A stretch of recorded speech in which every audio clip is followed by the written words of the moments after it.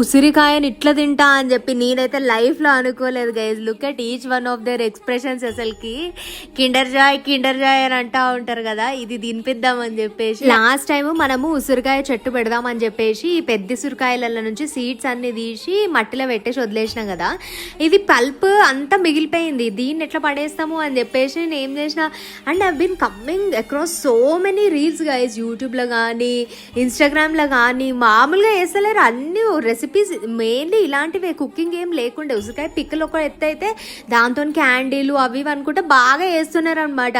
సరే మనం కూడా తయారు చేద్దాము, ఇంతగానో ఊరిస్తారు కదా, మంచిగా ఉండొచ్చు ఇది టేస్ట్, మనం ఎందుకు మిస్ అవుట్ అవ్వాలి ఈ టేస్ట్ని అని చెప్పేసి ఇట్లా ఒక మంచి గ్లాస్ జార్ తీసుకొని దాంట్లో ఈ ఉసిరికాయ పీసెస్ అన్ని మనం కట్ చేసుకున్న వేసుకొని దాంట్లో పసుపు కొంచెం అంతా ఉప్పు వేసేసి ఒక 1 వీక్ వరకు రెస్ట్ చేద్దామని చెప్పి ఫర్మెంట్ చేసినాం అన్నమాట. అదిగా టేస్ట్ చేద్దామని చెప్పి బాటిల్ని ఒకసారి షేక్ చేసేసి ఒక్కొక్కరం ఒక్కొక్క పీస్ వేసుకున్నాము నోట్లో.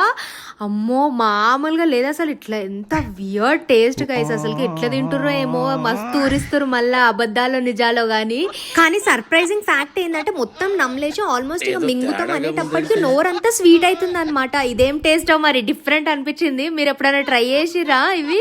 మన ఫామ్ దగ్గర నుంచి ఇంకా కొన్ని bags of organic rice restock అయింది గైస్. కొనుక్కుందాం అనే వాళ్ళు ఈ కింద కనిపిస్తున్న వాట్సాప్ నంబర్ కి మెసేజ్ చేయండి, ప్రైస్ డీటెయిల్స్ అన్ని నేను అక్కడ చెప్తాను.